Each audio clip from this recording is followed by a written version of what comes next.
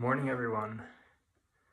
Welcome to day number 2 of the Commitment Challenge that I'm leading with Shauna Emmerich this week for our Journey to the Peak community.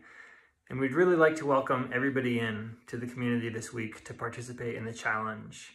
We really think of this community as being open to all people, whether you're a paying member or not. And that's why we host things like the Sunday morning special.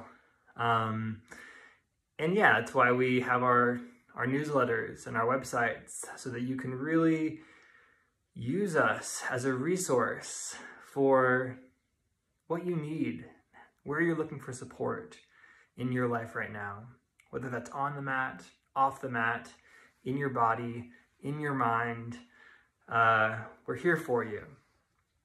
And so the purpose of this week is to really move through each day and introduce an element of the practice that maybe you don't get to spend as much time with in a formal yoga class. Yesterday we explored the idea of time. I invite you to go back and watch Shauna's video if you haven't already, or maybe even if you had. I know I get a lot going back and rewatching sometimes to explore the elusive nature of time. Today we're shifting into space. And so I'd love to come here this morning. I've just taught a yin yoga class, so I feel pretty well equipped to move into a conversation about space. Because in the yin practice, one of the principles is to really, well, there's 3 principles in the yin practice. And the principles are to step up to an edge, to become still, and to hold for time.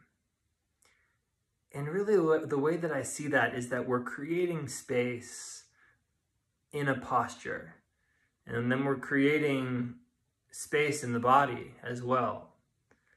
Whether we're in a moment of compression or tension, contraction or extension, we're creating space with time. So we're using what we worked on yesterday and bringing it in and infusing it today into space. So as an exercise, I'd love to invite you right now to just look around your space. Whatever space that you're in, look around and notice what you see.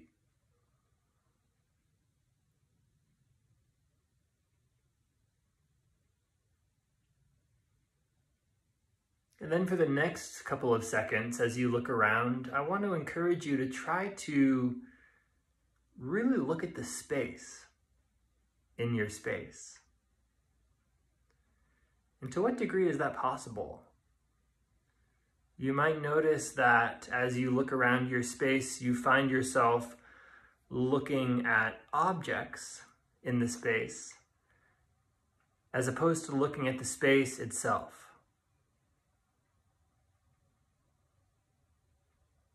And it's hard.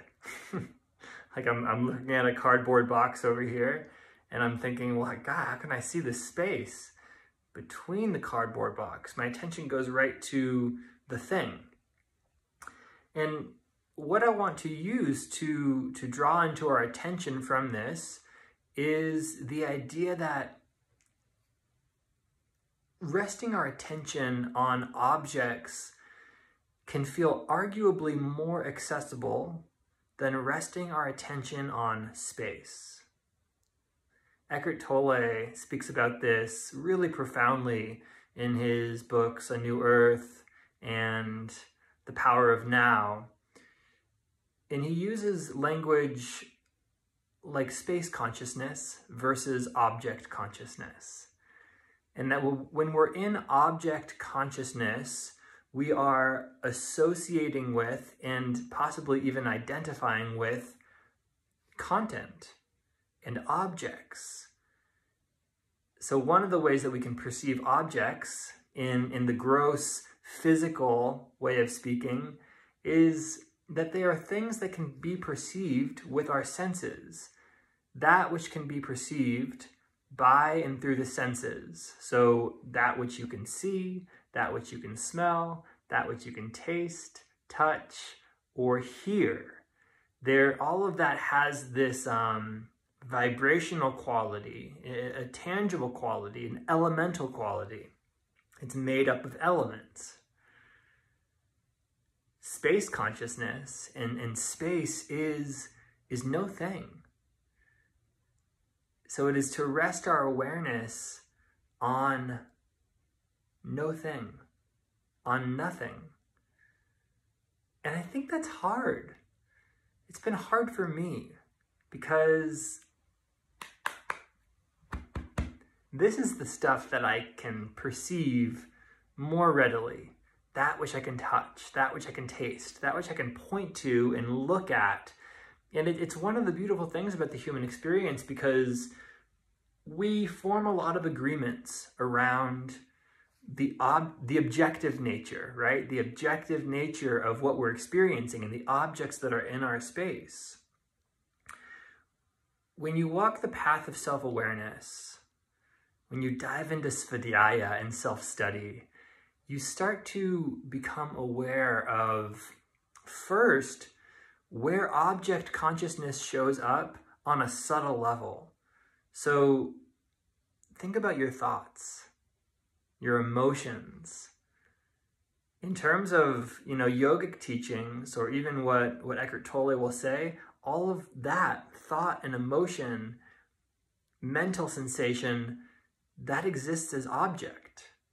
So words are objects. They have a vibrational quality. And word, spoken word, is the emanation of thought. So thought is an earlier manifestation of spoken word. Therefore, also object. And so the invitation for today is two things. How can you rest your awareness on space? That which exists in between the objects, in between me and the cardboard box, in between the thought that I'm having now and the word that I'm speaking, or in between the thought that you're having now and the next thought that you have. Could you start to punctuate where one thought ends and the next thought begins, and experience space in between? And so that's one half of the action step, more or less, for today. And the second half is to do the following. Choose one space that you want to become highly intentional with, or maybe you're already intentional with it. And when I say intentional, I'm talking about being intentional with the objects that are in that space. So we've already sort of identified this idea that we help to define our space by the objects that exist within that space. And so I'd love for you to choose one space. It can be as small as your kitchen counter, your bathroom counter, your purse, your dresser, your desk. Maybe even it's your yoga mat, the space that you lay your yoga mat out in, and to share a picture with us of that space and post that picture on Instagram, in the Facebook group, wherever you're participating in the challenge, sending us an email at journeytothepeakpose@gmail.com. Send us a picture of that space that you've been highly intentional with the objects that you've chosen to put into that space. And that's the invitation. So thank you for carving out some space for yourself, some time and some space for yourself to participate in this challenge today. Really look forward to hearing from you all, and we'll see you tomorrow.